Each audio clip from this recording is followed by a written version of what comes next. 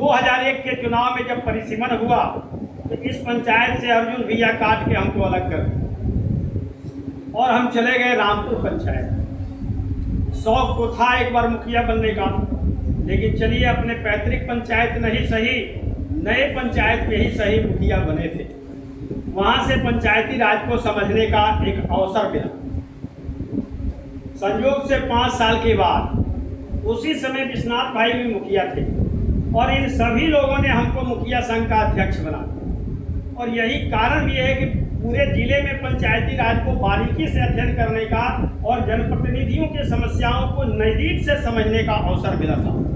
उसके बाद संयोग से फिर 2006 में हम जिला पार्षद बने थे। 2006 के पहले जिला परिषद पद क्या होता था कोई नहीं जानता था। यदि जानता हो तो ईमानदारी से बता दो। जिला परिषद का पद क्यों है, क्या चुनाव क्यों किया जाता है, उसका काम क्या है, ये कोई नहीं जानता। हमने उस वक्त चुनाव में यही कहा था कि भाई हम 5 साल में बहुत कुछ नहीं कर पाएंगे क्योंकि जिला परिषद का पद मेरे लिए नया होगा, लेकिन इतना जरूर करेंगे कि जिला परिषद पद का क्या दायित्व होता है, क्या अधिकार और कर्तव्य होता है, ये पब्लिक को बताने का हम काम करेंगे। इतना अधिकार कर्तव्य बना दिए और इतना विकास हो गया कि दोबारा आप सभी मिलकर हमको हरा भी, ये भी एक उपलब्धि है। फिर भी हार में भी जीत में भी यह भी सही वह भी सही, इस मंत्र को स्वीकार करते हुए और लगातार आप सबों का चिंता आज भी हम कर रहे हैं, पद पर रहें तब भी नहीं रहे तब। फिर भी एक सुनामी भूकंप आया, एक भूकंप आया। अभी विश्वनाथ बाबू कह रहे थे दूर और नज़दीक की बात। यही जिला परिषद क्षेत्र है जो हाजीपुर के आदमी को भी जिला परिषद सदस्य के पद पर निर्वाचित करने का काम किया। तो क्षेत्र से बाहर भी हम लोग गलती किए नहीं, लेकिन फिर भी रामनाथ पांडे प्रयास किया कि भाई जिला परिषद के चेयरमैन का कितना बड़ा पद होता है, इसको हमने नज़दीक से समझा। और फिर जस्ट उसके बाद हमने प्रयास किया कि भाई किसी तरह से उसमें सामने गुड्डी देवी थी, वो भी हमारी भावो थी, तो हमने प्रयास करके उनका जिला परिषद में जिताने का काम किया।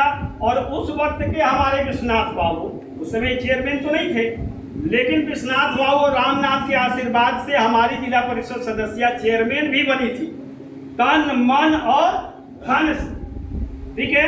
लेकिन मेरा प्रयास विफल हो गया मित्रों।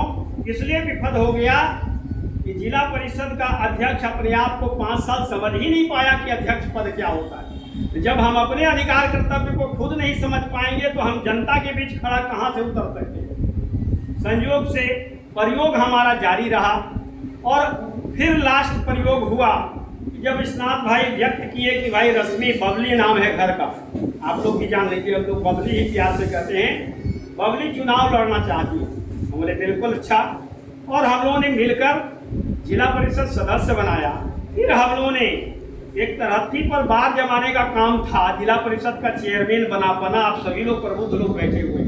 कटिहार जिला के राजनीतिक समीकरण में रश्मि सिंह चेयरमैन बन जाएगी। बड़े बड़े महारथी लोग आश्चर्य करते थे कि भाई ये हो क्या रहा है, कैसे बन जाएगी, सपना कैसे देख रहे हैं। कारण कि लोग राजनीति का भूगोल नापते हैं हिंदू मुस्लिम के आधार पर। लेकिन रामनाथ पांडे जिस समय जिला पार्षद था, विश्वनाथ भाई हम लोग चाहते थे और उस समय मुसलमान को जिला परिषद चेयरमैन हमने बनाने का काम किया था। इसलिए हमको चेयरमैन की आवश्यकता थी, हमको रबर स्टाम्प की जरूरत नहीं थी और हमने बनाया था। और वही कर्ज इस बार रश्मि सिंह के चुनाव में मुस्लिम जितने समाज के लोग थे जिला परिषद सदस्य, एक बार नहीं 2-2 बार कर्ज अदा करने का काम किए। आज संयोग से जिला परिषद में पूर्व की जिला परिषद अध्यक्ष जो हमारे समय थी इशरत परवीन, आज उपाध्यक्ष की भूमिका में है और रश्मि सिंह अध्यक्ष की भूमिका में। वह भी एक स्वर्णिम कालभाग था।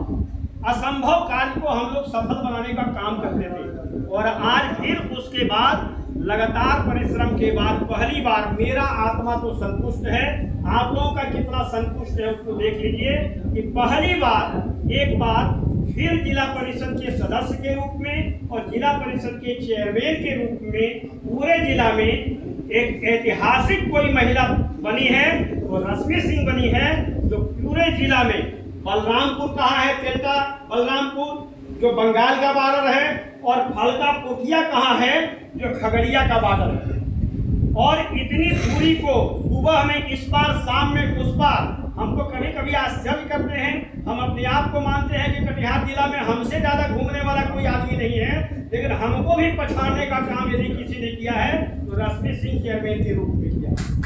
ये हमारे लिए सौभाग्य का बात, ये बेहद सौभाग्य का बात है। अब रहा मित्रों, हम लोग विकास का आकलन कर रहे थे। निश्चित रूप से जिला परिषद सदस्य के रूप में वैसा काम पंचायत को जोड़ के देना चाहिए। ये पंचायत के आज ग्राम सभा स्थित हो रहा है कि योजना के लिए, ये दुर्भाग्यजनक है। ग्राम सभा का बैठक तो साल में 4 बार होता ही होता है, और उसी में ग्राम पंचायत को चाहिए कि वैसा कार्य योजना जो पंचायत के लेवल से ऊपर का कार्य योजना है उसको आप जिला परिषद के लिए उसी वक्त चिन्हित कर लीजिए और उस प्रस्ताव का कॉपी जिला परिषद के चेयरमैन को आप उपलब्ध करा दीजिए। भाई ये सारा काम जो है ये पंचायत के लेवल का नहीं है, इसको आप अपने स्तर से जिला परिषद के फंड से कराइए, तो हमको लगता है कि इतना लिंगर काम नहीं हो पाएगा। आगे ध्यान रहे कि जो काम विधायक के लेवल का काम हो, ग्राम पंचायत ही क्यों नहीं तय कर दे कि भाई फलाना गांव का सड़क पंचायत नहीं बना पाएगा, जिला परिषद फंड से नहीं बन पाएगा, इसके लिए सांसद विधायक के फंड की आवश्यकता है। यदि ग्राम पंचायत ही प्राथमिकता तय करके विधायक को दे दे तो हमको लगता है कि काम में कितना सुगमता होगा और पूरे पब्लिक का, जनता जनार्दन का मान सम्मान का रक्षा होगा। ऐसे व्यक्तिगत तौर पर हम किसी के कहने पर कोई काम करते हैं तो उसका संदेश दूसरा जाता है, फलाना को ठेकेदारी मिल गया, फलाना को ठेकेदारी से लोग जोड़ता है, उसको काम से लोग नहीं जोड़ता है। इसलिए ग्राम पंचायत को चाहिए कि अपने आम सभा में सभी स्तर के योजनाओं का चयन करके संबंधित जनप्रतिनिधि को आप हस्तगत करा दीजिए। तो आज एनओसी का जो सिस्टम है इसको भी आप लोग जान लीजिए, एनओसी की आवश्यकता नहीं पड़ेगी।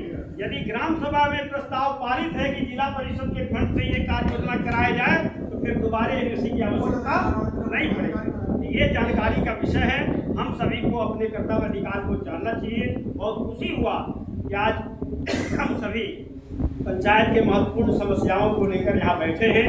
कई तरह की बातें स्थानीय जनप्रतिनिधियों के द्वारा, प्रबुद्ध नागरिकों के द्वारा अवगत कराया गया है। हम चाहेंगे अपने चेयरमैन से कि इसी प्रकार से सभी पंचायतों में कम से कम 3 महीना 4 महीना पर एक रोटेशन सिस्टम रहे और सभी पंचायत में बैठकर सभी जनप्रतिनिधि और प्रबुद्ध नागरिकों के साथ यदि हम विकास कार्य का समीक्षा करते रहेंगे तो निश्चित रूप से आने वाला जो हमारा पंचायती राज का भविष्य होगा काफी बेहतर होगा। जय हिंद, जय भारत।